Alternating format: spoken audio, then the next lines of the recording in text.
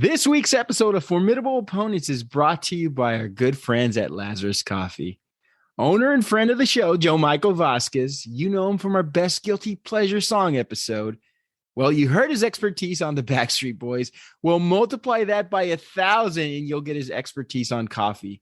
Seriously, he's incredibly knowledgeable and he cares about his customers and has over 15 years of premium coffee knowledge.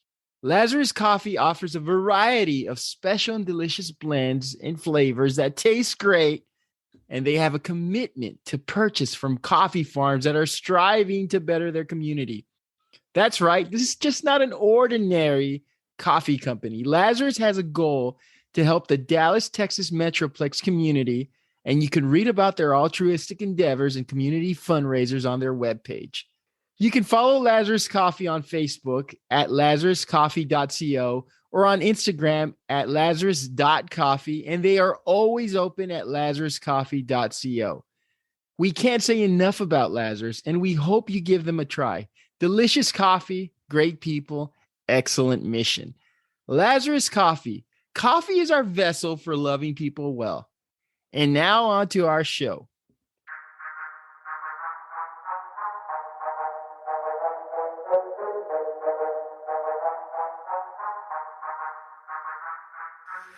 Hey everyone, welcome to episode 36 of Formidable Opponents, a show that pits three people who have known each other virtually their entire lives in a series of conversations as we argue what is the best in a variety of fun, engaging, and critical pop culture topics we all debate about. I'm Randall, and with me as always, Bob and Joseph, and today's topic is bands that should have had a better career.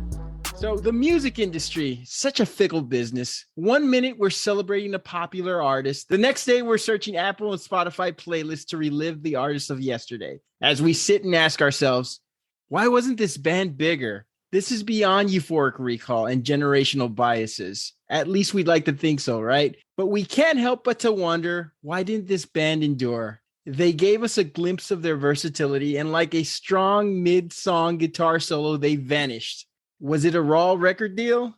Did we have a wave shift? Bad public relations? Stuck in the moment? Who knows? Music is all subjective, but we can't help but beguile our personal tastes. I mean, I know good music. You know good music, right? But one thing we can't reconcile is how some bands who put out crowd pandering, simple bullshit tend to assimilate and have solid title runs, while others have a glimpse of the spotlight and are forever relegated to our affirmation playlists and bar jukeboxes. Great choice. Hey, I remember when that band was good. A backhanded compliment that simply translates to a gut punch when you realize the artist got an unfair shake. To be clear, we are not talking about one-hit wonders. We are talking about bands that rode a wave that they were ready to get off of and evolve. But for some inexplicable reason, the masses just didn't grow with them. Maybe it was an album. Maybe it was a zeitgeist. There's nothing worse than hearing, I wonder whatever happened to them. We happened to them. After we happened for them. The music world is a young person's game. We get that. But with every evolving taste and the avenues in which we are exposed to new artists, it is a constant metamorphosis, and we are looking for the next best thing. We are down to a handful of artists that scale and live on the mountaintop. Still, it doesn't hurt to ask why, because we didn't always live in that world. This week, we are talking about bands that should have had a bigger career. Bob and Joseph, how are you guys doing? What's up, everybody? How's it going out there today? I swear to God, if one of you say Nickelback, there's gonna be some fighting words. So let's start off simple, guys. Let's define what we are looking for here. We're not looking for one-hit wonders, as I mentioned earlier, or bands that had a few comical, trendy hits. What's the criteria we are looking as far as bands that should have been bigger? Well, I think you mentioned it in the intro. Yes, we're gonna have to separate the one-hit wonders from what it is we're talking about today, because there are a lot, and there were a lot of bands that we talked about and thought about, but then we had to ultimately say no, they were just a one-hit wonder, and you don't remember anything else from that album. But these bands, and the criteria for this, I guess, what we're gonna have to talk about is that they had a great album, rode the wave, like you mentioned, of trendy type of music at the time, or particular popular sound of the time, but ultimately didn't follow through on the second one. And then, if they went even further and put out a third one, you just never even knew about it. And I think, or just broke up altogether after the first one. There's going to be probably some issues, and I'm sure we'll mention those in honorable mention about some artists or some bands that had some stuff unfortunately happen that, cut short the potential of the career. But, I think the biggest thing is, having that one great album that was actually a really good album with a lot of great songs, and then just disappearing or, not even making a wave with the second one. How about you, Bob? I agree with that 100%, man. They have to.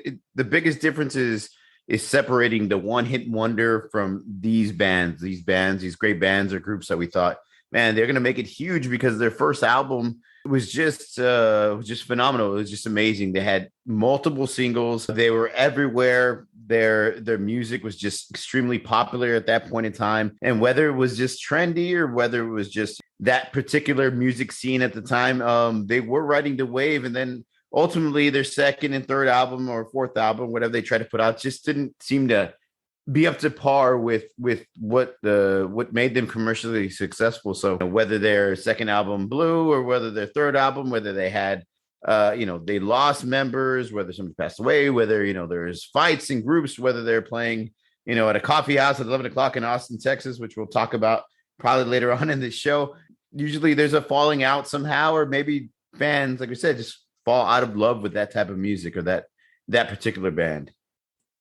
Why are some really talented bands brushed aside so quickly, guys? I mean, we see bands that come on and, like you mentioned, have a first good album or two, and we're seeing that they're still putting out albums. They have their 9th, 10th album, and their 9th and 10th album is actually not bad, right? But they're not as big as they used to be. Is it just we're just moving on as music fans? Is the music industry a young person's game? What are your thoughts on really talented bands that get pushed aside? They either come out at the wrong point in time, wrong decade, wrong year, wrong sound, you know what I mean? Or they don't follow the trend, you know what I mean? Sometimes bands will change. We talked about this last night, Joseph. Bands will change and kind of change their sound to follow the trend and to stay like relevant in the music game. And a lot of bands do. I mean, the really great bands, obviously, are going to play their style of music regardless of what year, what decade, what's popular at the time, and they're going to thrive and they're going to kick ass because, there's just some bands that are just like that. They're just so great. Doesn't matter what is popular at the time. But I've noticed that a lot of bands that maybe put out a decent first album or had that really good one-hit wonder, right? If they don't, I mean, they're on the cusp of the grunge era and they're still playing like, that 80s glam metal, and they don't kind of follow up and change their sound slightly to kind of fit in. I don't know if I want to use the word fit in, but fit in with the music trend. They seem to be, brushed aside pretty quickly.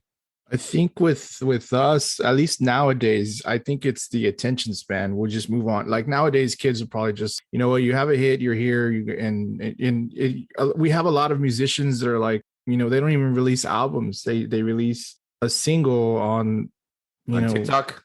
Yeah, or TikTok rappers or all musicians really.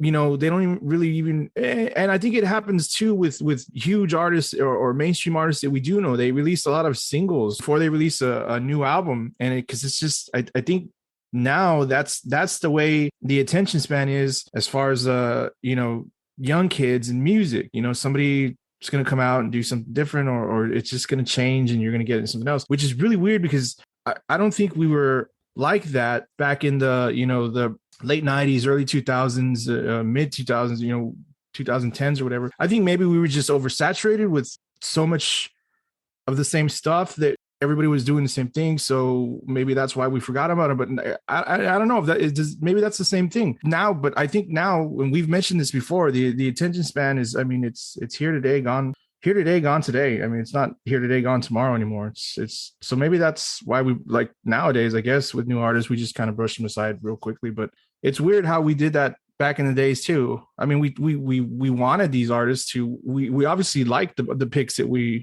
going to get into later. We liked their music and we wanted them to succeed, but ultimately, they just didn't. I remember a time, and I think you guys are old enough to remember this too. When albums would drop, we would be able to go to like a Barnes and Noble or a Hastings. And remember, we had that Walmart. We had that unsanitary practice of like picking up the headphones and we could listen to like 30 seconds a track. Yeah, exactly. I mean, it doesn't happen anymore because we're not looking at albums as a whole. We're looking at like, okay, what are this? I mean, who's a whole? Like Adele and Taylor Swift. I'm not responding to, but like they had like Adele had the biggest album this year, and she put it out late November, and it's the best-selling album of the year. And already? Yeah, already. And she's so. I'm not doubting her. I'm just like, wow, I didn't know. And she's amazing. She's got an amazing voice. Yeah, she does. I just didn't know the fact. I didn't know that. So that's crazy. And when we talk about albums, it's down to like a very few like pristine artists at this point, like Adele or Taylor Swift and a couple other artists. Tool, even hey, you know about it. Tool, they were on the. I don't know if you go back and look at that story. Tool and Taylor Swift released albums around the same time, and Tool's was their first album in like 16 years. I forgot what it was, and everybody was losing their minds because Tool, these old progressive rock guys, were out sailing Taylor Swift. I'm sorry, continue. No, I didn't know that. That's a good point. And I mean, and it goes to the next question because we've reached hyper speed in terms of finding the next big thing, as you both ludicrous speed. Ludicrous. Why are people so impatient with music? I mean, listening to an artist's full album used to be a requirement, but we are a playlist generation. Is that hurting an artist's sustainability? Yeah, I think Possibly. so, man. Yeah, I think so, especially with things like with Pandora and Spotify. Spotify being people create playlists, and it's just a mixed variety of artists, but you never really get like the entire album. Like nobody ever listens, like you said it perfectly. Nobody ever goes on Spotify, listens to one artist and listens to their entire album, song by song, like we used to. Shit, if we were buying that CD or that cassette tape, probably in your decade, Randy, that you went through each fucking song, and then you're like, try to learn, you try to figure out which song connects with you, which song you like the best besides Welcome to the Jungle, right? You try to connect with more than just the hit single, and it doesn't seem like music lovers nowadays or kids nowadays, they want to do that. That's totally, yeah, exactly where that playlist are, like you said, or nowadays. The thing is, though, yes, we're all guilty of it the same. The difference in us is because I guess of our age, we do make our own playlists and we do listen to playlists on Spotify, but it's mostly like, playlists of a bunch of great songs from, a particular decade. I make my playlist, but I fill it up with, songs that I like, old songs. I don't do the new rock playlist type things. I don't listen to those because chances are I'm not going to like what I'm hearing. But yeah, we are that. That's what it is. You're exactly right. We're that playlist. We're in the middle of that playlist generation, and it's full of everything and anything new, and it's just that one song, and it's a variety. Yeah, it's a variety. Yeah, it's a variety. Exactly. By the way, we do it differently, though. I mean, like I'm saying, we do playlists, and I do play. I got plenty of playlists, but it's all filled with like 90s rock, 2000s rock, and it's all like, and in each artist on there that I have at least has like 4 or 5 songs. It's a fucking 300 song playlist that I probably won't listen to in one day, but hey, at least I put it in there. You can find LFO. you can find Joseph's Spotify playlist on Spotify. It starts off with "Hate Me Today" by Blue October and ends with "Lips of an Angel" by Hitler. There's like 28 songs in between. We should do a playlist. We should do a Spotify playlist. Formidable Opponents playlist. Yeah, but it's gonna be. I hope our listeners are over 45 for me. They're like, what an eclectic mix of 80s ballads, heavy metal, and 90s grunge and alternative. And 90s gangster rap. And 90s gangster rap. I could tell you guys the last time I remember wanting to buy a CD, like I had to own a CD. I was at the mall. This was 2005. I remember I was with a group of friends and they were all trying out clothes. There was a mix of us. And I remember I was at a store. I was at Buckle of all stores, which is a very 90s sort of, grunt store. And I remember I asked the person, I was like, who's this playing right now? And they were like, it's The Killers. The song was All These Things I've Done. I'd only heard that first cut that they somebody told me. Sing it, baby. Sing it, beautiful. No, we don't own the rights. I just stopped us last week with Richie Valens.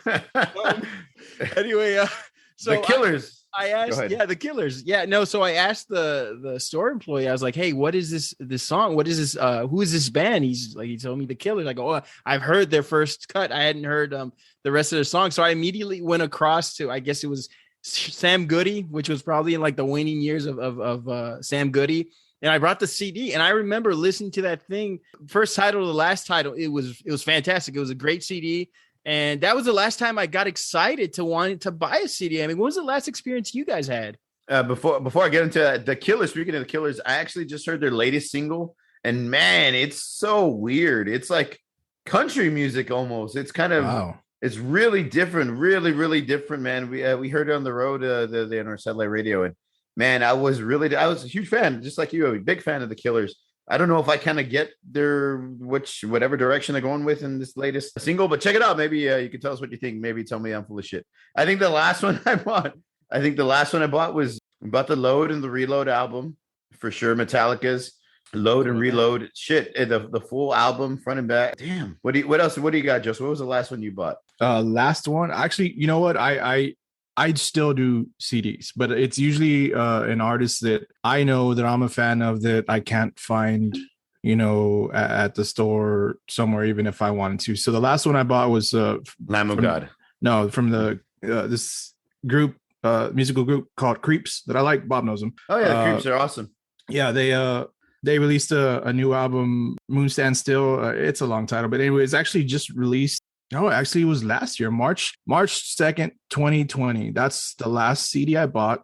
It was either that one or the new Tool album, and I bought the actual CD because it had been like 16 years since the last Tool album had came out. So I bought the Tool CD. It was either the Tool CD or that Creeps album, actual CDs, because Tool I could probably find still at the stores anywhere, but with the Creeps album, I know I wasn't going to find it. So I got Mac Miller's album. That's the last album I bought. The whole thing on iTunes. I have about the whole album. It was good shit, man. But I like on iTunes. Like CD? But and CD players. It's CDs. It's CDs.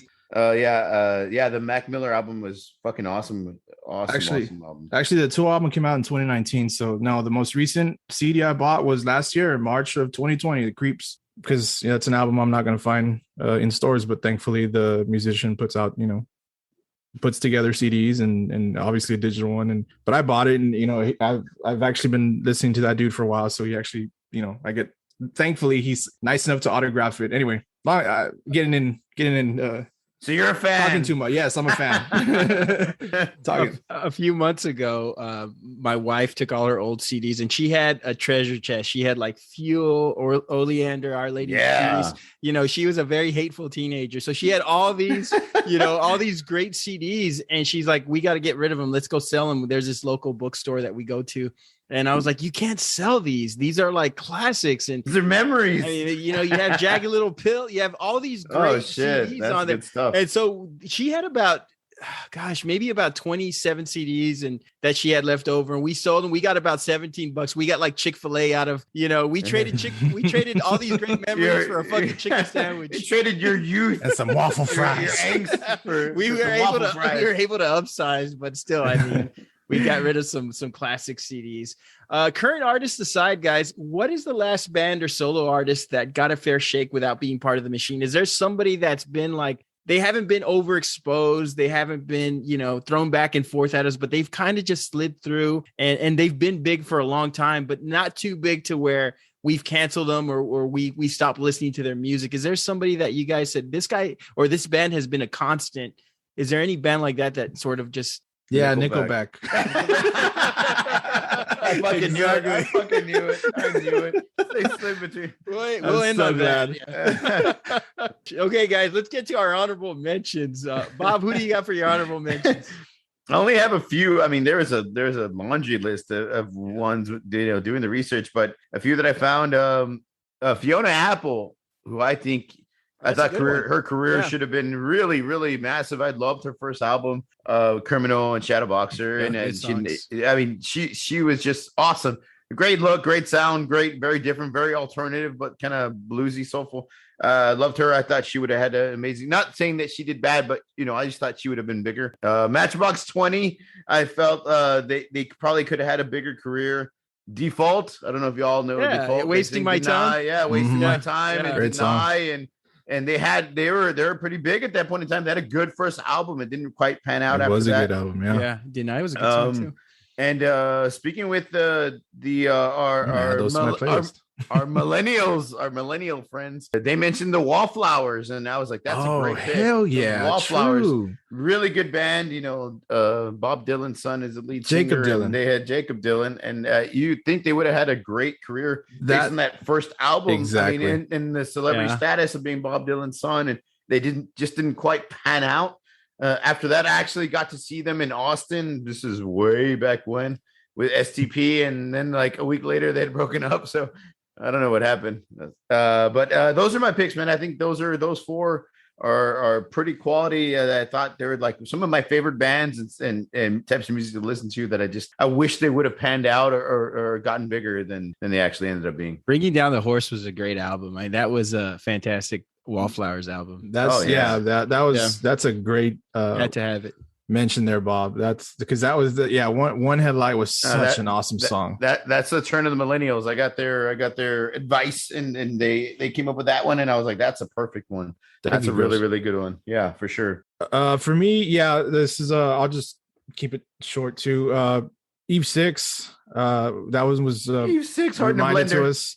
Reminded of that one the other day. Days of the New, regrettably, because I really liked this band, and Days of the New. I know.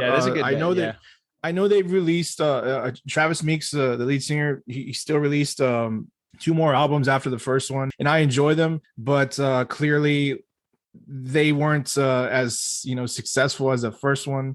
Personally, I love those. So regrettably, I have them on this list. I had Defaults as well. Thank you, Bob. That one, we talked about that one yesterday. Such a great album.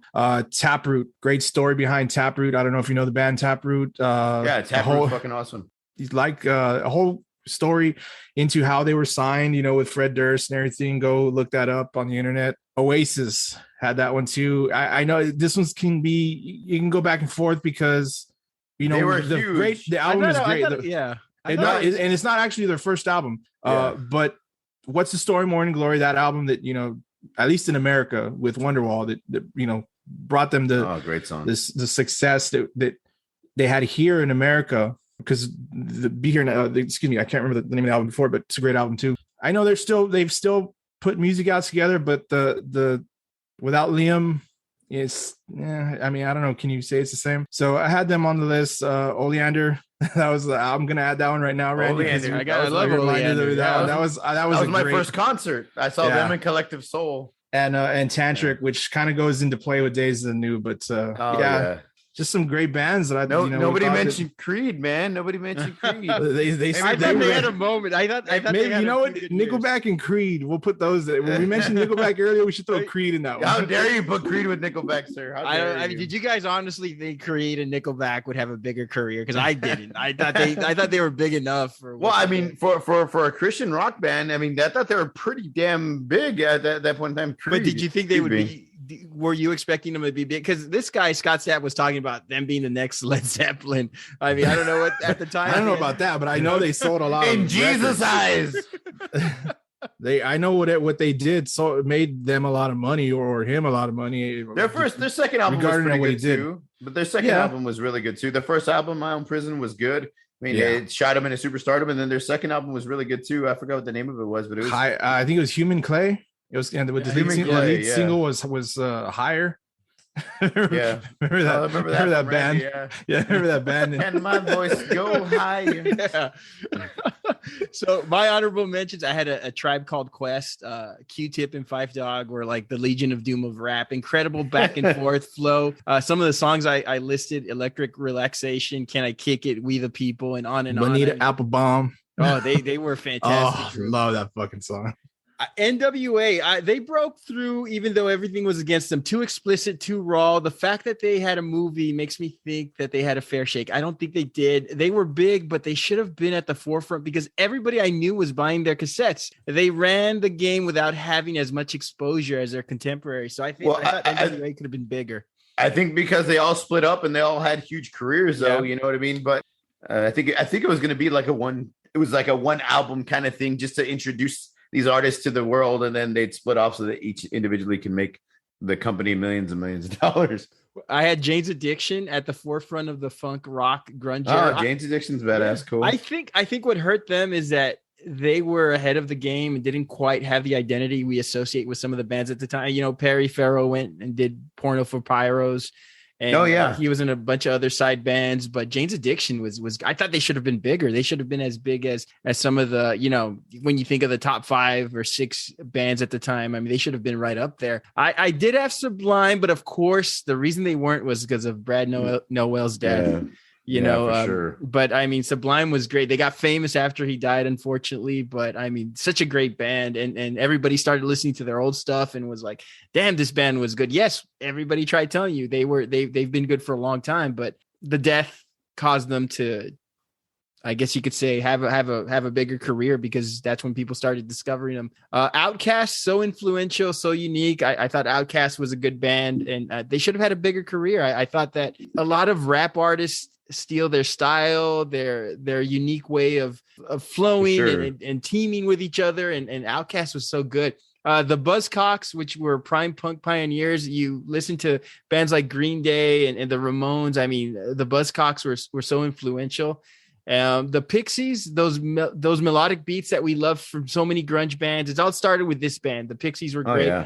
I had the Smiths, the most influential indie rock band of all time. I think if Oasis had their moment, so should have the Smiths, I thought. And last I had Iron Maiden. Every heavy metal band's influence, everybody has borrowed from them, aside from their cool posters and great live shows. I mean, they were innovators. And I think, Joseph, you probably know more about Iron Maiden than I do, but what are your thoughts on them? You've seen them live a couple of times, right? Or you know a little bit about them? Who? Iron Maiden. Oh, I'm sorry. No, I've never seen them live. No, you haven't? Okay. Wrong decade. We'll cut that one out. Yeah. Just leave it at Josie, you probably know more, and then cut it. Probably know him. Sorry. So we'll go on to our selections. Bob, you're up first. I'm sorry. You're like Cannibal Corpse? Yeah. I was like, yeah, because I was like, wait a minute. I was like, I don't remember seeing any of those people live that he was talking about. So I was like, I was also gonna list Breaking Benjamin. Now I know that's a band you guys have seen live. Joseph, I saw them with you. I think one of the things that hinders them is that the lead singer had a fear of flying, so they never, I guess he was also a douche. When I saw him at a concert in McAllen, they played like 2 songs and then they left the stage. I was like, what the fuck, man? Yeah, it was bullshit. I call bullshit on those guys. All right. Bob, who'd you select? It's not Breaking Benjamin. I chose Breaking Benjamin. Yeah.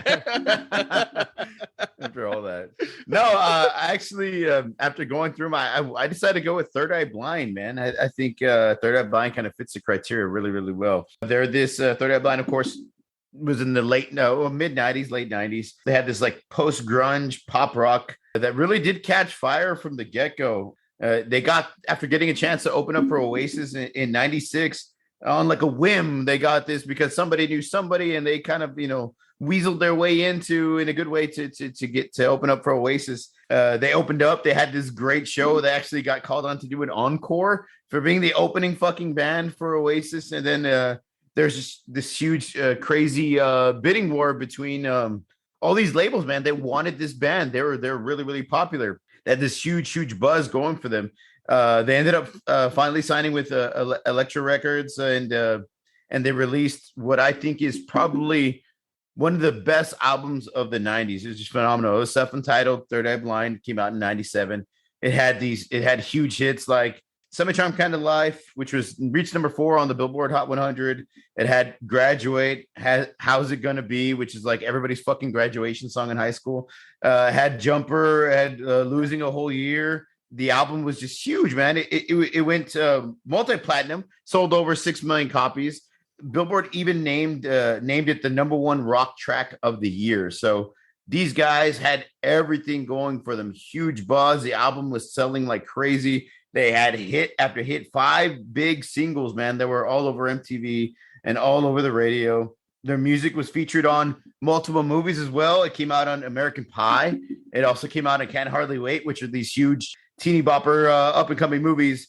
Coming of age movies. I'm sorry, in the late '90s. So they had that buzz going for them too. They actually got invited to be the guest host, the music guest host on SNL during that year too. So '97 was just this huge year for these guys. The sky seemed like the limit for them, considering how well their album did, how many singles they had, all their guest appearances and being on movies, and everything just seemed to be rolling in the right direction for them. The following album, however, Blue in 1999 was nowhere near a success as the first album was. It just sold a little bit over 1 million copies. I think it was like 1.3 or something like 1 million copies over like a 5 year period, or a 4 year period. It wasn't that great. I think a lot of people consider it a relative flop. Other than they had one really good single off that album, I'll Never Let You Go, which obviously it's another great song. And I believe that was also put on American Pie 2 or American Reunion or another fucking American Pie movie. I guess they're really in love with the band, which is a really, really good single. But other than that, the rest of the songs kind of like flopped and faded. There was a lot of arguing and fighting going on within the band. Soon after this album was released, the guitarist, they kicked the guitarist out and they were having fights while they were making this album. It just kind of like, it didn't really flow. I don't know if the success got to their heads or if, there just always been creative differences, but whatever magic they had in that first album, that huge buzz, it seemed to kind of fade away, whether it's the wave they were riding, finally crashed down or whatever the hell, but it seemed like they just didn't have that fire, didn't have that buzz with them. Again, this is one of my favorite bands from the 90s. I really, really love that first album. I still listen to that first album. I just thought they would probably put out like album after album and at least 4 or 5 more big hits, man, to follow up their self-entitled first album, but it didn't really happen. I don't know if they got lost in the shuffle like a lot of bands in the late 90s did or what the deal was, but it just seems to me, it just seemed ironic to me that when this great band with all this buzz and everything just kind of like disappeared, I guess, like a lot of bands do. Just a quick story before I move on. We were at South by Southwest, and I believe it was 2016. Me and Joseph and D. We were sitting at a bar at 11 o'clock. No judgment here. We're on vacation, and we're sitting in an outdoor bar in 6th Street, and we're listening to music and drinking beer, and then we hear this band from across the street. Of course, if y'all ever been to 6th Street in Austin, well, back then, back now in the it's days, they have live music. They have a live band pretty much in every single bar all the way down 6th Street all day long, from 11 in the morning to 2 in the morning or whatever. So we're sitting there at this bar, we're having a beer, and then across the street, we kind of hear a band, and they're playing Third Eye Blind, and they're playing, I don't know if it was Semi-Charmed Kind of Life. Semi-Charmed Kind of Life, yeah. but like an acoustic version. And we were like, man, that sounds really good. And we're like, yeah, it's a good fucking band. We should probably go over there and check them out. And it was like, it sounds exactly like the lead singer. It sounds exactly like the lead singer. I think Dee jumped on her phone, was looking, and she was like, holy shit, it's Stephen Jenkins. The lead singer was actually playing at a bar at 11:30 in the morning. Across the street. Across the street. So Joseph and Dee run over there, of course, to get a quick picture of him playing. He's there jamming out in that little outdoor, small little patio bar. That's there on. Was this before or after his waiter shift? I got like, hey, put that fucking guitar down. I got tables at the bus. But I thought like not that this was a fall from grace by any means, but a guy like Stephen Jenkins and being a part of Third Eye Blind and being the face of Third Eye Blind and being such a great musician, and this is not a shot at him. I don't want it to be looked at that way. It's just like him playing at a bar, 11:30 on a fucking Thursday morning on South by Southwest. It just seems to me like, damn, you would think this guy would be headlining at night. He'd be playing like at 9-10 o'clock at night at this fucking bar where there's huge crowds and everybody's there. Instead, he was just playing a little acoustic set, which is really fucking cool in itself that he was just there playing a little acoustic set of his music. I just find it like, man, how crazy it's gone for him and his music in that band for them to go from being on top of the world in 97 to kind of 2016. Granted, it's almost 20 years later. But anyways, that's my pick, man. What do y'all think about it? And which you got to stop hitting your desk, man. Sorry, that was an accident. Which Denny's was he playing at again? Joseph, go ahead. We're gonna get a lot of hate mail now. I got a lot to say about it, but go ahead, Joseph. I remember specifically, it was he was playing at the Key Bar. It was across the street from this place we were at. I just piggyback off that. It was really cool. It was that's what South by used to be back in the days, man. All day, all night, just music everywhere, and it was cool. This pick, Bob, I can see your point. I guess we're gonna have to agree to disagree. No, not agree. No, I guess we might have to define what we consider bigger career. I guess is it, are we talking about like a Metallica type career, or we talk? But we'll talk about that later. But the reason being is because I thought that Third Eye Blind had two great albums, and they were the first two albums. I agree with that. If we're talking about a career, then I guess maybe then we have to say like, okay, yeah, well then the third one was good, and the fourth one they've made like 6 albums, and they're all fucking awesome. And I guess that would be the Metallica type thing, because I pretty much love all the Metallica albums. Yeah, so Third Eye Blind had, their first album is awesome. I don't think you mentioned the singles. I think you just didn't mention Jumper by Name, which was a huge single. Yeah, I mentioned okay, you did. I'm sorry. I mentioned all their big 5 singles. I just didn't think their second album only really had one single. Yeah, so Bob, you said their second album Blue? It was called Blue. I thought. No, never mind. Yeah, Blue. It really did. Really did. Go ahead, Justin. I ruined the joke. I apologize, Blue, everybody. No, Blue. The second album. Yeah, the first album was great. I mean, it was. There's so many good songs off that album that weren't the singles. Motorcycle Drive-By is probably my fucking favorite off of that album. But Blue, I thought was a good album. Anything was a good song. And this might be having to separate the personal taste as to actually picking the thing. But I can see your point, because the third album, nobody knows it really. I mean, you do if you're a super fan, but it's not like it didn't make a lot of waves. I've listened to it, and there's a few songs on there that I actually do have on my phone, because they were pretty good. Blue to me had at least Anything, Never Let You Go, Deep Inside of You was a good song. Slow Motion off of that album is so fucking good. That is a great song. I thought that was Ja Rule. Or who's doing Slow Motion for me? It's Juvenile. Juvenile. There we go. Juvenile. But yeah, I can. So for me, 2 albums. And back then, if you had a platinum selling album, you were considered pretty. I mean, I know that can, if you had 2 at least, if you did it twice, I mean, that's kind of a good thing. But yeah, I see your point. So the third album wasn't good, and maybe it was because the time between the album, the first album, I think it was, I forgot the year, but the 97 and Blue came out in 99. No, but the third one came out 6 years later, so that's, I don't know, 6-year career. I see your point. This one's tough for me to agree with completely, because I do like the second album. But I do see your point. Third album, only one, Joseph. You're the only one. Well, let's see. What about you, Randy? Well, I think it goes to show, because you mentioned the 6 hits that they had over the 2 albums.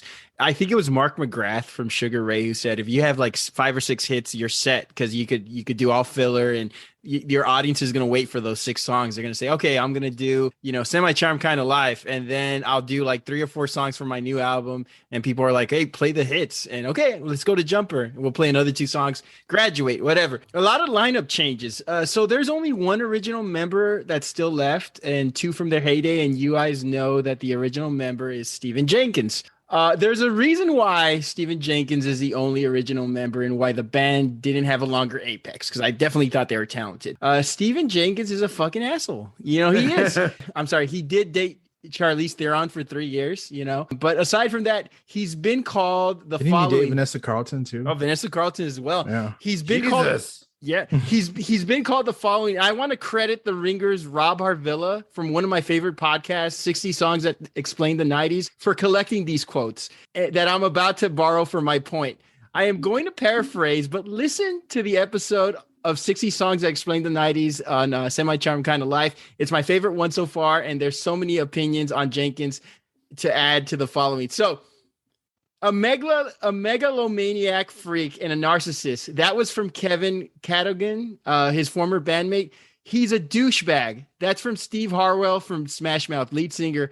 He's a fucking creepy douchebag. That's from Zach Lynn, from the drummer from Jimmy Eat World. He's really just a cock. That's from Rob Thomas from Matchbox 20. I know that Stephen Jenkins fat shamed Rob Thomas a lot when he gained weight later on in his career. I wanted to have a career in music for the rest of my life, and I knew if I associated with that guy, I would not be allowed to do so. That's from former Third Eye Blind bandmate Jason Slater. And lastly, he fucked my girlfriend. That's from Max Collins, lead singer from Eve 6. What a fucking asshole. You know? Steven, I'm retracting my pick now. I'm retracting my pick. Fuck Damn, you know what? Think Twice must be written about this guy. Yeah, I know shit. It's a good song by Eve 6. Stephen Jenkins is talented enough to have gone on as a solo artist, but there's a reason why he hasn't. Why? Nobody wants to work with this fucking asshole. It's sad that his hubris and arrogance overtook what was a talented musical act. I won't go too in depth about Third Eye Blind's history. Bob, you've done a good job of that. They were a competent band that should have been like, they should have had like a Maroon 5-ish sort of shelf life, right? They were versatile, and they were, they were pop rock darlings who mixed in clever lyrics, and they were just rock enough to not be a soft novelty act. Their follow-up albums after Blue, which, didn't chart as well as their first self-titled album. The follow-up albums just, the band lost its luster. I guess I could just leave it as simple as that. My argument is all about Stephen Jenkins. I don't think that the fans or the musical industry turned a blind eye, no pun intended, to Third Eye Blind. It's as simple as saying he is responsible for the band's demise. Should they have been bigger? Yes, I agree with that. But what a unique situation, though, because I think their short shelf life is all his fault. I listened to a YouTube interview with him from last year, and he was such a creepy, arrogant asshole still. I mean, he was completely unaware of himself, proselytizing. He was imagining this guy leading your band. I mean, come on. I mean, I think that, I know you started off before you had heard all these opinions on him. You guys were talking about seeing him on, 6th Street, and what was he doing playing at 11 o'clock at a Denny's or wherever you guys saw him. And, I'm like, this guy deserves it. I mean, I'm not trying to dismiss his talent, because, of course, just like, Mark McGrath for Sugar Ray, or just like Adam Levine from Maroon 5. This guy is the face of Stephen Jenkins, is the face of Third Eye Blind. Where he goes, they go, and they went to shit because this guy was too fucking arrogant, still is. I think he thinks he's bigger than what the band was, or bigger than what the music industry was, and now he's paying for it. I'm sure he's still making a good living off residuals because he wrote the music, but I think the downfall is strictly on his arrogance and his lack of self-awareness. Oh, I think that really does help fit my point that the band should have been bigger. And I think maybe the too many creative differences and maybe his diva attitude really cost them in their second album and future albums, because, they couldn't even, I know for the second album, Blue, the guitarist, Kevin, he actually recorded all his guitar parts separately in a different room at a different time, because him and Steven didn't get along. So believe it. They had to record separately. I think they did one where they got together at the very beginning, and they worked at Coogan's house, Kevin, the guitarist, the former guitarist, house for a while. And then after that, when they actually went in to record, that they did it completely separately because there's just too much animosity going on. Absolutely. Joseph, any last words? Blue. No.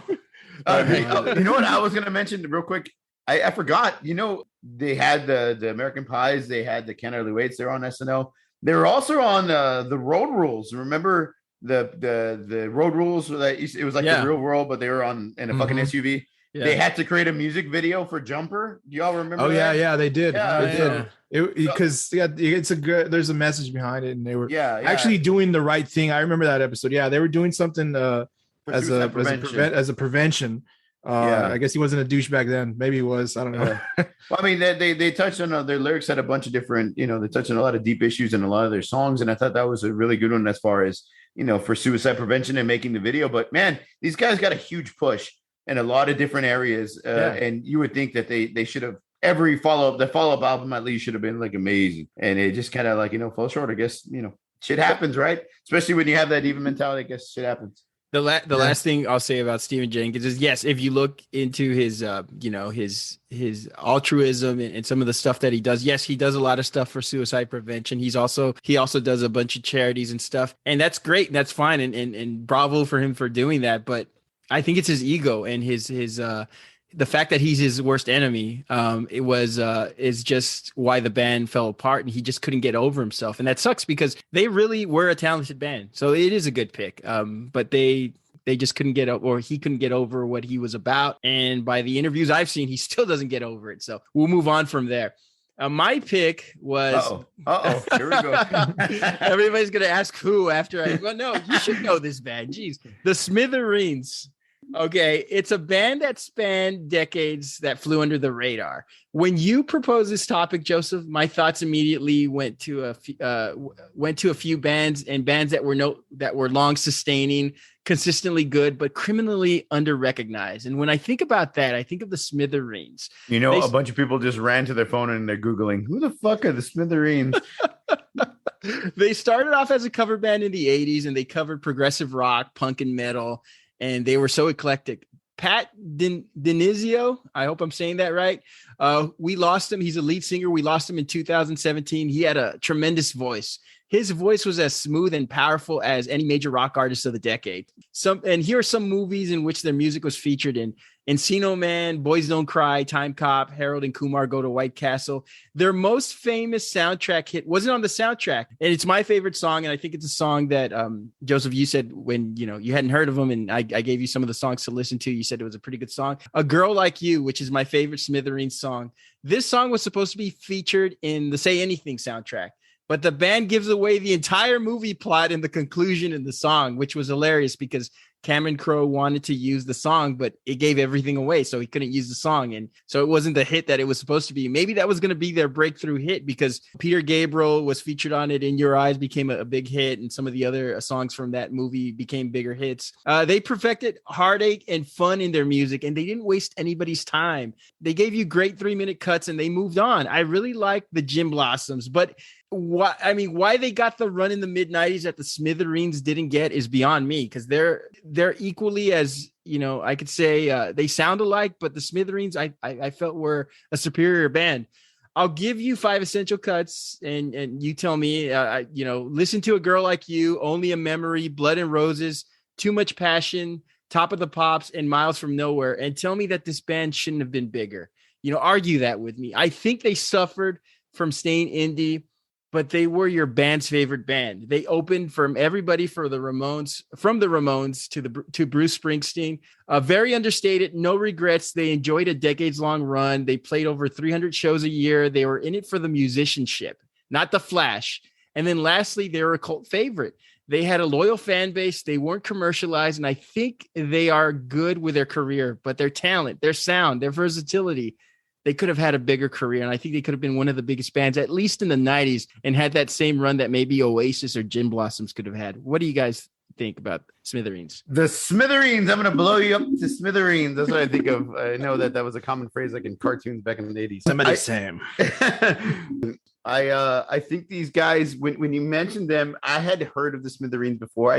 I wouldn't be able to tell you what song like specifically or song titles or albums, but I'd heard of them before. I was actually looking through all the music videos recently. We actually looked through them last night just when we were outside having a beer and talking and going through them. And I think what happened with them, and this is just my argument for them, I don't know if they were as well known and as you might have think they were. You may have been a huge fan, but I don't know if they had this huge buzz about them. Anyways, besides that fact, I think they had a very good 80s sound, but they started making it. I guess they're starting to get pushed, or they started making it big with their music videos in like kind of the late 80s, early 90s. And I think that music was doing that. The wave was ending, and we're having that transition into this, the pre-grunge era of rock and roll. And I don't think they transitioned well into the early 90s with their sound. So I think they kind of got left behind. Not a knock on them because their music was very good. I mean, it's okay. It's good music, but it does definitely have, at least in my point of view, it has a very 80s sound to it, which is not a bad thing. But when you have a very 80s sound and you're kind of the music industry is transitioning in the late 80s, early 90s to that, the grunge era, which is becoming huge, right? I think they just got left back. They got left behind. And that may have been a big reason for them to not be as successful or to continue the success or whatever little run that they were having. I don't think that they were as big as like Third Eye Blind. So I don't think that there was such a huge disappointment that they kind of fell off the face of the earth. I will give you this. They were quite popular at that point in time, 86, 87, 88 era, right? And then, transitioning into the 90s. But I think that's what happened. Maybe Joseph can add on to that. He can give us his thoughts. I mean, I'd kind of have to agree with that point because, again, I didn't know who these people were. And I'm not knocking that, hey, you picked it and you gave me some songs to check out. And we did. We checked the three that you mentioned and what was Only a Memory. I remember that one and I was like, it's okay. But the one that stuck out to me was A Girl Like You because that was the first one I saw. It was the first sound. I remember when we were watching this, I didn't know whether this was like the beginning of early 90s or 80s. So then we did have to look it up and, it was around the late 80s. So, but I kind of got to agree with what Bob said at that point. Randy, did you say that this was like one of your favorite bands? Did you really like these guys? I did like, I wouldn't call them one of my favorite bands. I would call them a band that I felt should have had a bigger career in terms of, I could listen to them. Like these are guys I could put on and just enjoy a nice run or a nice drive. I felt that their music was consistent. And I know we're talking about era specific, and I know you haven't finished your points yet, Joseph, but let me No, it's okay. I know we're talking, but all of our bands, I think one of the things that goes against them is that they were all sort of era specific. So that argument could be said about anything. Well, they were good for that time because they placed in that time and their sound was at that time. While I do agree that, they were caught up in the grunge thing because they were going late 80s and that's when glam metal was all the rage right now. And nobody was listening to this type of music yet. And then they got caught up with grunge coming up. So they were really a band without an identity. I think if the Smithereens hit it big, like in the late 90s, they could have been as big as a Third Eye Blind. They could have been as big as an Oasis. And I know some people are probably saying, yeah, right. No, they wouldn't. But I firmly agree that they could have. But Joseph, go ahead and finish your point. Well, they're not saying Blue. They're saying who? Well, with that, I'll give you this. Part of my against it is like kind of what Bob said, because you can look at I can call it a career because I've looked at their studio albums that were released and I know there's a few of them that were like a Christmas with, so that's kind of like a little bit out there, besides the Beatles. Like, so I know there's some stuff out there that's may not be like a full-on album, but they've released music well since their start. They have plenty of soundtrack appearances and a lot. For a band that's maybe like how you say didn't get the fair shake or weren't as big as they probably should have been. They got a lot of singles. Like if you look at their list of singles that were released, but here's to agree with Bob, none of them really as far as I know crack like the top 20 of a US like Hot 100. They do appear a lot on the US mainstream rock and that's cool. I think their highest, they had a number one hit actually that came out in the mainstream rock. So but it's kind of like how you mentioned earlier about how everybody talks about like the Pixies were everything that we loved about grunge was the Pixies. The Pixies were like your favorite band, like you mentioned earlier. And maybe this band is like some of our favorite bands or some of your other favorite bands, but I kind of don't even think it's kind of hard to say they even got started. I mean, maybe it's weird. Like this is I'm sorry, like because I think you're being polite. You fucking hate them. No, I don't hate them. I think the phrase I you're just don't looking think that for they got started. Yeah, I think the phrase Randy might be looking for, it's like, this is the best band you never heard of. I think that might be the category. Yeah, like I said, I liked that song. I was like, it's a good song. Like, yeah, maybe the time. You're right. Like, I'll give you this. I'll give you this point too. Maybe when they came out, it was like, okay, you're not grunge enough for what's coming out, and we're done with that 80s shit. So you don't fit. But they didn't change anything about that. The lead singer changed his clothes and his hair and his facial in every episode. In every video. He looked like Joe Exotic from the Tiger King in a couple of them. It's kind of hard for me to agree that they ever really even got started. but I'm not saying that they're not a good band, and I'm not saying that the guy had a good voice. The singer, unfortunately, he's no longer with us. But yeah, I don't think they really got started, Randy. I mean, that's a fair point. Good. And I do, Bob, you were going to say something, and that's unfortunate. Yeah, that's unfortunate. I was going to mention. I know you had made a point about them, like the specific era of music, but I think Third Eye Blind kind of had that. They post-grunge, that pop rock type of music, which I think they could have easily flowed into the early 2000s and mid 2000s with their style. I think so. Yeah. I think that era is stretched up, and I get your argument. I definitely respect it as well. It was a band that really didn't change identities. It was a band that got caught up between two big music movements, and they just sort of stayed who they were. My point in this is that it's a band that not a lot of people have heard of.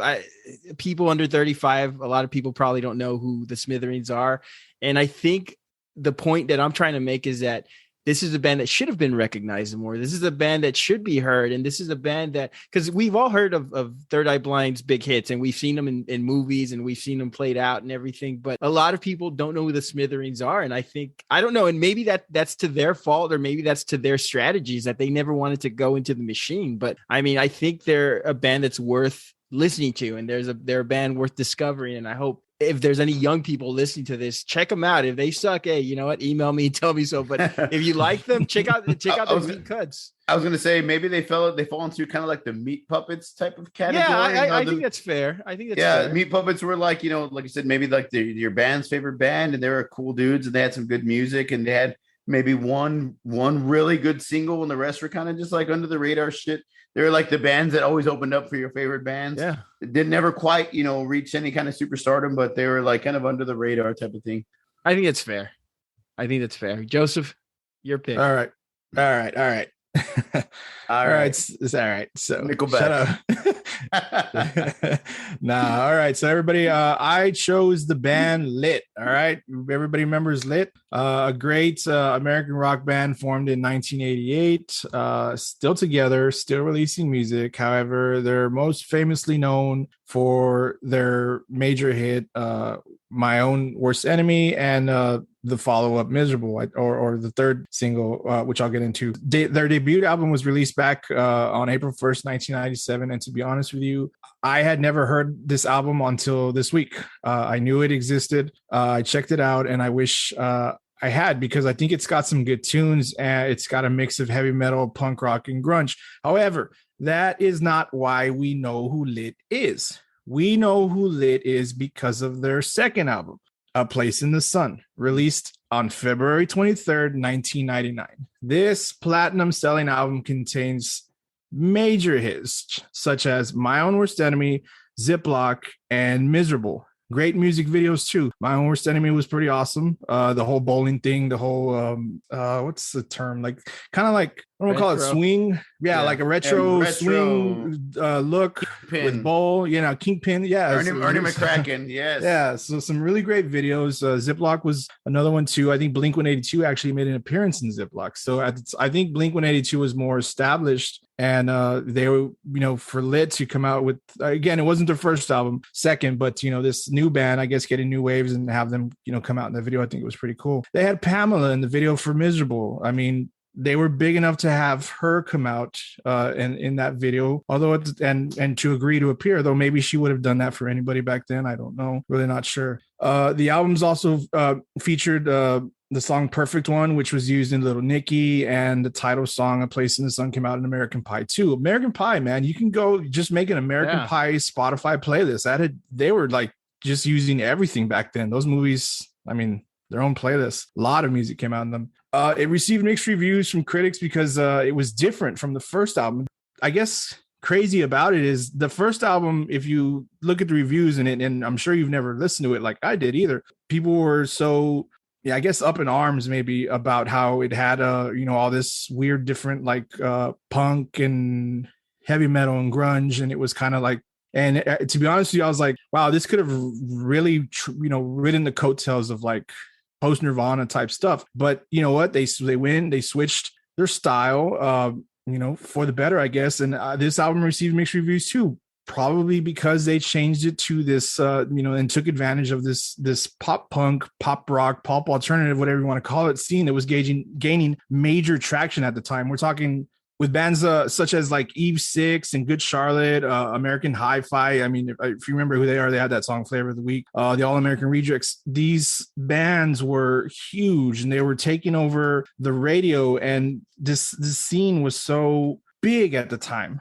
What we talked about earlier, I mentioned that it was a platinum selling album. So like I said, back then, I think if you were selling platinum, records, you were doing something pretty good. However, after this album, with their third studio album, Atomic, this one was released back in October 16th, 2001, and it just did not do anything. I mean, we know one song in particular, Over My Head, which was used for the soundtrack of the 2000 animated science fiction film Titan AE, which I thought was a good movie, but I think the movie bombed, so maybe that didn't help. I even think they did a whole music video, based with the animation from the movie for it. And it was a good song, but it just, for some reason, didn't really do anything. And I tried to look up numbers, I guess, as far as record sales. I couldn't really find anything.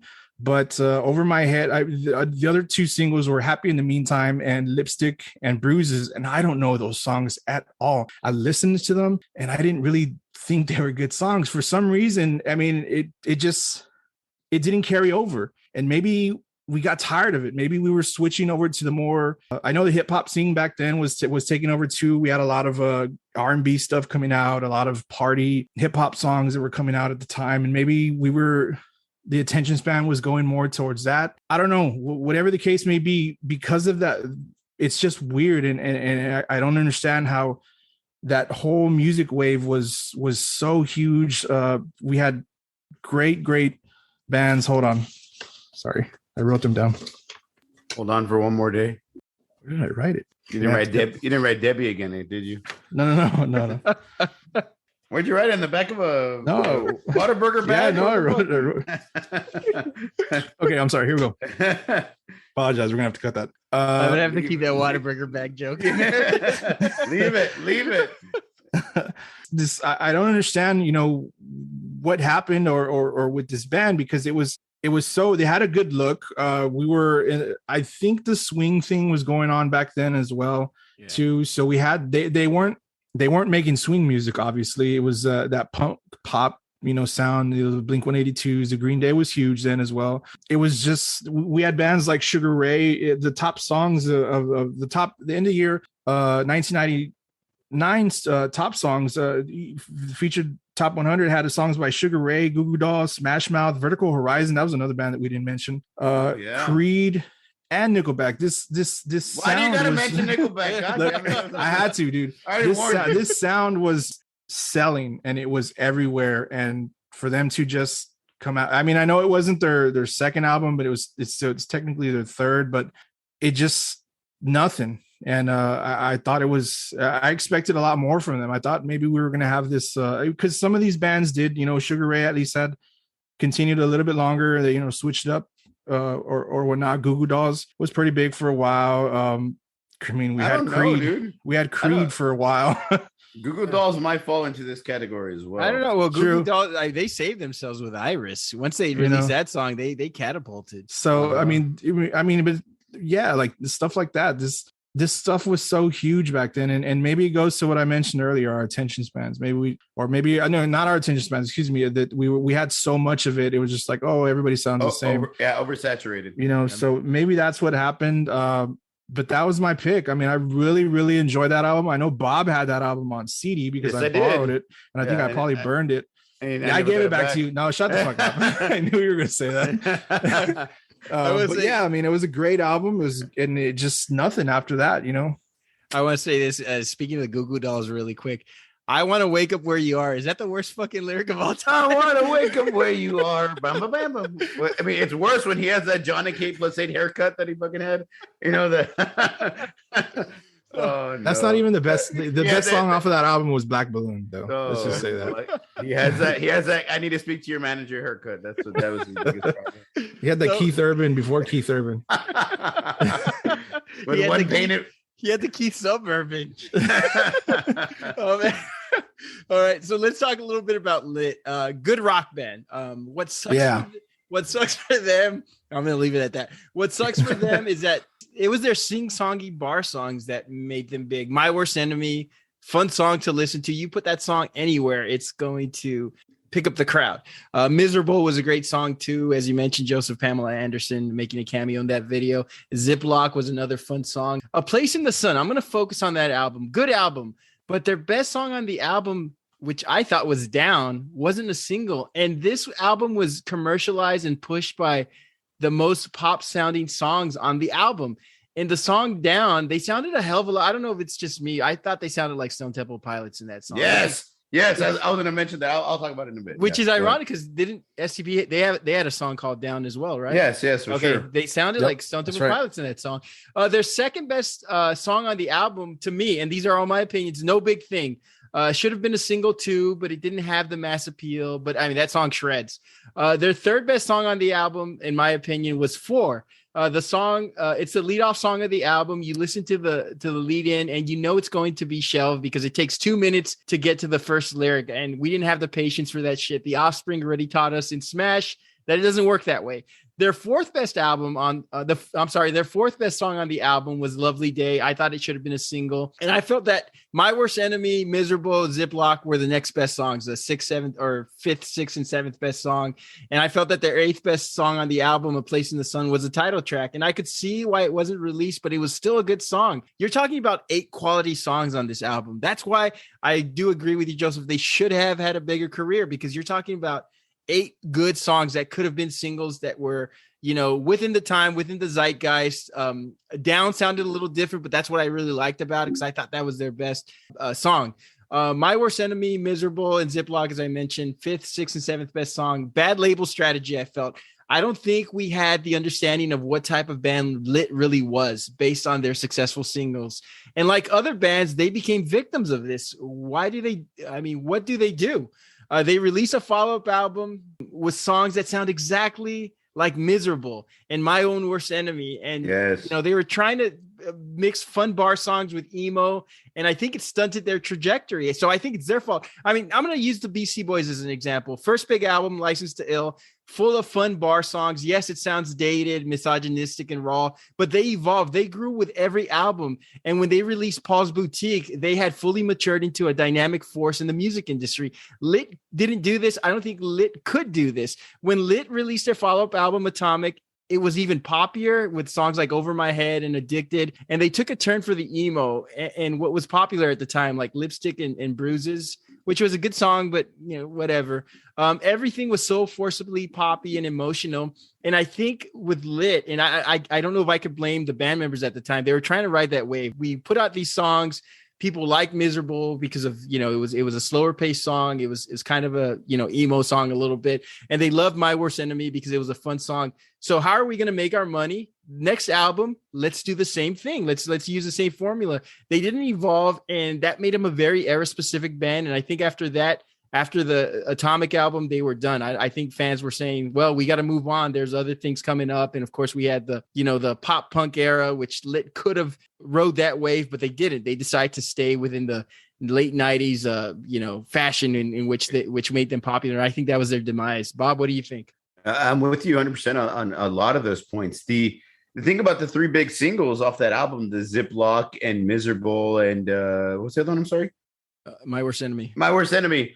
All very catchy, all very pop rocky, and they're really good, but they are all in the same category. Like a lot of times when bands really hit and they have multiple singles off their album, they have that pop rock song. They may have a slower pace song. They offer something different to the audience. And I think with these guys, all 3 big singles that were pushed off this album, not that they sounded the same, but they're in the same genre of rock music. You hit the nail on the head when you go to the Atomic album, all the fucking songs sound very similar, and they're all this pop rocky commercial type of music, and they don't follow like Down that you mentioned or even the No Big Thing. Like they're just not I don't say that. I think they made an album full of poppy commercial type of rock, and they're hoping one of these will probably hit. If Miserable and Ziploc hit, one of these will probably hit as well. And that's kind of what it felt like they were hoping for. Instead of, there's a part in Miserable where they have this great little like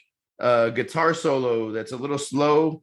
And it's just fucking amazing. It's an awesome, short, little, simple guitar solo that's fucking cool. And in a lot of the other songs, you don't hear that type of sound. They just give you a little piece of that, and the rest of it's a little pop, back to like the poppy commercial, fun type of rock songs. So I think if they offered a variety of different rock music in their album, I think they would have been vastly more popular, more successful. They did kind of have that Stone Temple Pilots feel. Did I agree with you 100%? Even in the music videos, like Miserable, like watching it, and then the type of clothing. If you watch the DeLeo brothers, the way they dress, which is the bassist and the guitarist for Stone Temple Pilots, the way they dress, they kind of have that kind of Wayavetta type of shirt and the dicky pants, and they kind of have a very similar look, dude. So this is a band that I really, really liked. Again, I bought this album, later to Josie, never give it back.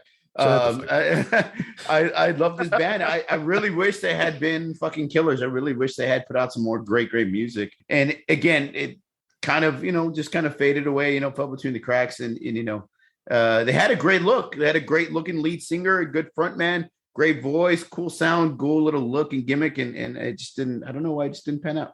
Great logo, great, like, different, really bright and 70s kind of retro kind of shit. It's cool, man. I just don't think they offered a variety of rock music. You know what I mean? There was no, if they had done that, I think that they could have been big or bigger. It's funny you mentioned the fact that the third album, or the follow-up to their most successful, that they got, I guess it was too much of the same thing. I can see your point with that, because Over My Head it's a good song. I like it. But it did follow that same loop. But, I guess everything else after that didn't work. But it's funny you mentioned how maybe the failure to adjust or to change or just hindered them, because if you did any research, which you all did, but if you followed because I did mention they are still doing music. Their last album was released in 2017. It's called These Are the Days, and it's actually a country rock album. Really? I don't know if you know. Yeah, I listened to like the first 3 songs, just kind of skim through them because I'm not going to listen to the whole thing. So I kind of listen to 10 seconds, move forward a little bit, 10 seconds, move forward a little bit. And it's like I don't know any country rock, like pop country rock artists these days. Like what the Killers just did. Yeah, that's what I was thinking. Do they still have the same lead singer, Lit? Yes, they do. Okay, wow. They do. It sounds very like country radio rock right now. What we're hearing on country music. I didn't listen to all the lyrics, so I don't know too much about it. I'm sure they're about what Joe Michael said the other day, which was beer, pickup trucks, broken hearts, and or something else. But so it's funny you mentioned that. It took them this long to change. Yeah, it was they left their traditional alternative rock sound, and this album that was released in 2017, it's a country rock album. Maybe I don't know. It's weird. Maybe they were their undoing. Maybe they're the reason. It's kind of like like what the Third Eye Blind with what's his name. Sometimes you evolve by force, because we can't do this anymore. I thought they had a recent rock single. There's a single called Yeah Yeah Yeah, and I thought it was from this year. You might want to look that up. I think that was Lit's latest single. But check it out. Sorry, yeah, they actually did do that. I'm sorry. That's the newest thing. I didn't have a chance to check it out, but I did see that on Amazon, because that's where I listen to my music, and they'll always at least put up the newest release, and they actually did release something in 2021. I'll check that out. How did it go back to the rock? I guess they went back to the. It was okay. It sounded very like late early 2000s. Was it better than the Smithereens? No, nothing is. I wish I'd gone with 311 instead, because fuckers, a band that you guys knew. The good thing is we wouldn't have fought you so much. Shit, man, you may have just turned a lot of people on to the Smithereens. You never know, man.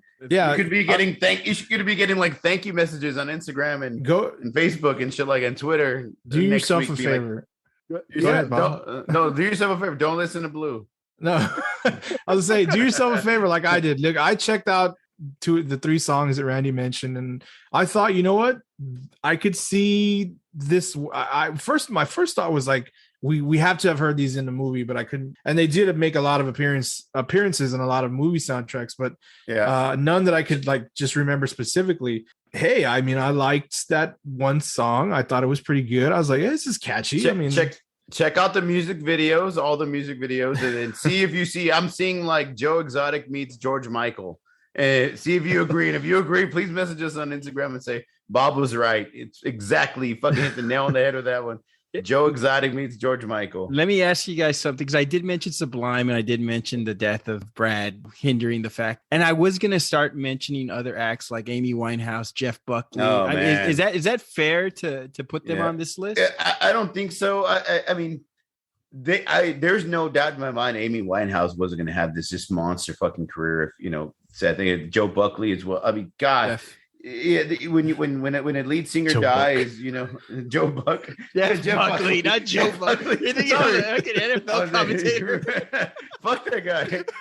Okay, he's on everything. It's like football and the World Series and back to football. He's doing golf now. Like, fuck, I just want him to shut up. So there's no doubt in my mind that those people would have been extremely successful moving forward. But, when somebody dies, I think it kind of takes everything out of their hands. It's not like they were allowed to put out another album or another couple of albums so we could let the fans decide, whether their music was good or better or, evolving. They didn't get that opportunity. So I don't think that we can really put them in this category. Maybe that might be a good little topic to talk about down the road. Well, maybe we could discuss that sometime. But like, yeah, there was some bands that we did, due to the death of the singer, or like Drowning Pool. We talked about we heard Drowning Pool yesterday. A great band, great first album. Unfortunately, the death of their original lead singer. I mean, not that they haven't continued, and not to say that they haven't been successful, but I just think that at least we agreed that the first singer was just a different sound off of that first album, and it was a really great album. And who knows what would have been. There was one too that reminded us when we watched the video. This band Damage Plan. Fortunately, an incident with with Dimebag. So there's actually a pretty good list of musicians and groups that unfortunately because of death, the careers weren't what they were. So that could have been another one too. Or you can tell us about those when you check this out and leave us a message or something. Quick questions to wrap up, guys. Is there any band that you brought stock in and said this band is going to be huge, but not even their hit was a real hit that charted? I'll give you an example. Go ahead. I thought Trust Company was going to be a big band. Oh yeah, I had Joseph burn me that album. I had Joseph burn me that album, and there was a band that kind of just they kind of didn't really pan out at all. They had a downfall, literally. Yeah. Yeah, for me, it was dad jokes all night here, baby. For me, I'd have to say one of the honorable mentions that we talked about, Taproot. I heard Taproot on MTV used to do this thing called You Hear It First back in the days. They did like a 10 to 15 minute segment, probably 10 minutes of news, and Kurt Loder talked about the first part of it. Was the first 5 minutes was introducing Deftones' White Pony album and giving whoever, if you were watching it, 10-second clips of like songs that were going to be on the album at the time, which I'm a huge Deftones fan, so I was really excited about that. And then right after that, he segued into a similar sounding band, You Hear It First, which was Taproot. And I thought that they were going to ride that, and it was good. I liked it. I was excited. I was looking forward to buying that album when it was released. And there's a whole story on their how they got signed and how they put out that first album. And I think it's a great album. They didn't ride, because that wave of music, I think, continued longer than what their, initial 2-album career. Well, they have more than 2 albums, but the second album just didn't go so well. And I thought they were going to ride that wave, that new metal sound for, however long it was. But for me, I guess I would say Taproot. Guys, last thoughts on bands that should have had bigger careers. No, I'm just kidding.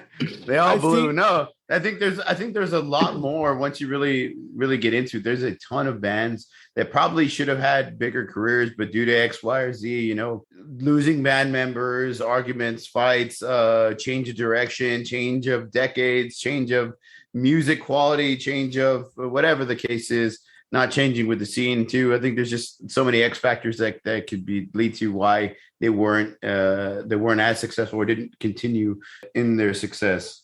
Maybe the 2010s is where it ended. You know, we got 70s, 80s, 90s, all the way up to the 2010s that will have artists and bands that we'll talk about in a subject like this. I think nowadays it's just like, we don't care if you put out an album, like, or not me, but you know, the younger generation, unless you're Adele, they don't care if you put out an album. You know, hey, just you can put out 2 songs and they can be fucking hits for like 3 months. And I mean, look at those stupid like Island Boys. Have you seen that stupid shit? Yeah. I was hoping we go the whole podcast without mentioning them. I'm sorry, God damn it. You mentioned Nickelback and the Island Boys, Joseph. What the fuck? I'm making a point, fuck, man. I'm making a point. I know. I'm making a point. This is where we're at. Like that shit's gonna sell money. It's going to sell a lot of money, and it's one song because of TikTok. Have you heard that? So song? we're not. So nowadays, or at least the young generation's not into that. They're not into albums. They want one song. I mean, so we're done with those type of artists. They want one hit. They want one hit. One hit. The flavor of the week. That's it. Well, you're talking about TikTok, the same platform where that Mexicano who listened to Fleetwood Mac on a skateboard and was drinking apple juice. Hey, he wanted a year supply of Capri Sun, baby. Cranberry juice. He had a kidney infection. So he's drinking cranberry juice. Guy became a millionaire because he was skateboarding with fucking cranberry juice. They didn't show you how high he was. Oh man, we'll end it on that. That's our show, listeners. We'd like to hear from you. Hit us up and let us know which bands did we not mention. Most importantly, let us know what you think about the show. You may reach us at formidableopponents@gmail.com and follow us on Twitter, Instagram, and Facebook by searching for Formidable Opponents. I would like to thank Creative Little Pill for the artwork this week. And join us next week as we will discuss Best Christmas Movie. For Bob and Joseph, this is Randall. Y'all have a great week. I am not a leader of men, Bob. How's it going to be?